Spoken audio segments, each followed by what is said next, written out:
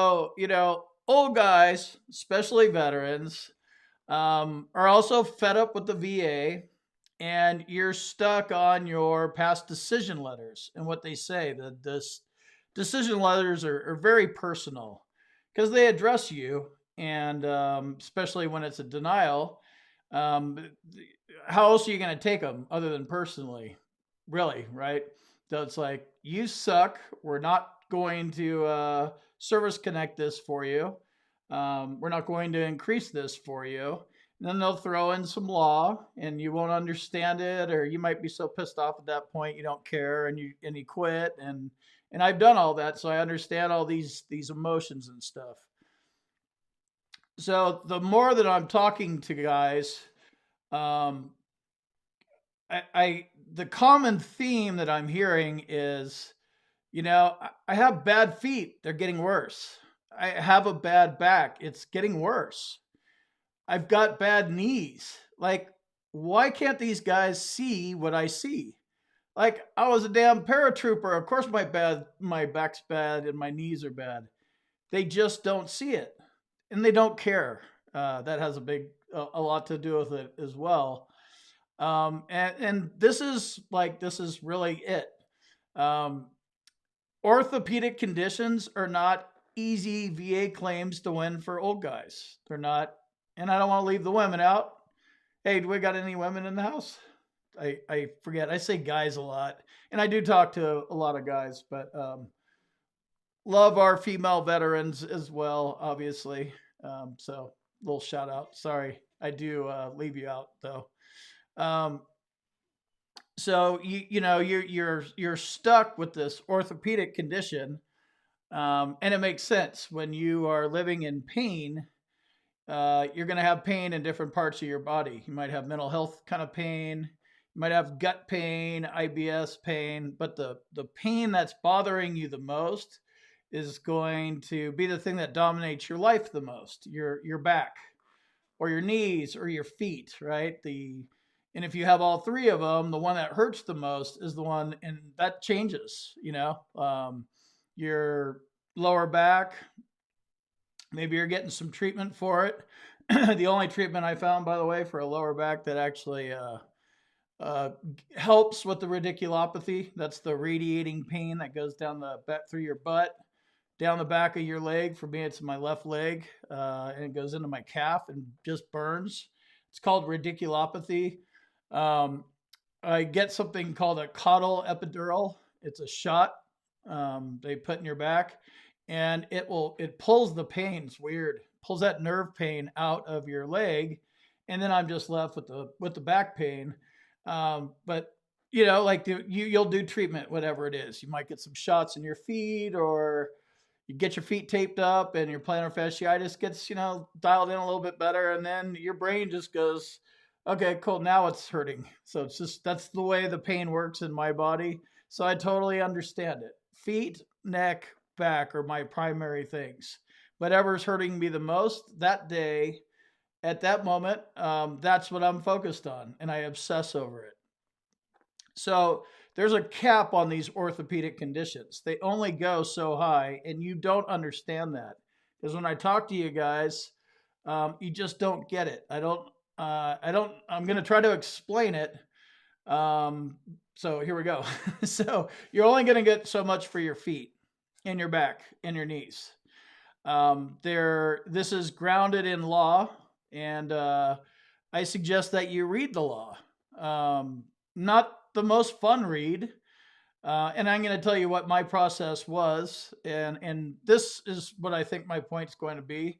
How I want you to go about doing this, but I want you to get into the rating criteria for feet and look. Like, I don't have it up in front of me, and if you guys want me to, I could pull that up. But basically, like, your feet need to be like in bad shape, like disconnected from your body and blown off to get a 100% rating. And then the next level down is really, really, really bad deformity, whatever, right? Like, you just don't get a high rating for feet on their own.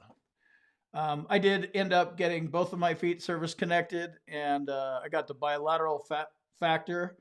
My feet are pretty bad. I have three conditions in my feet, and I was lowballed for a long time, but I have 50%.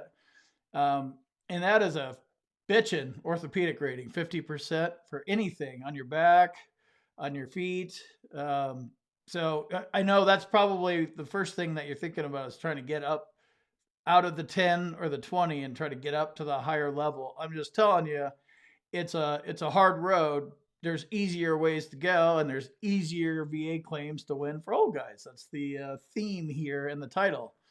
Uh, Easiest way I could think of is filing a mental health claim for the pain and suffering and the way it affects your lifestyle. Um, the chronic pain you deal with is a mental health condition.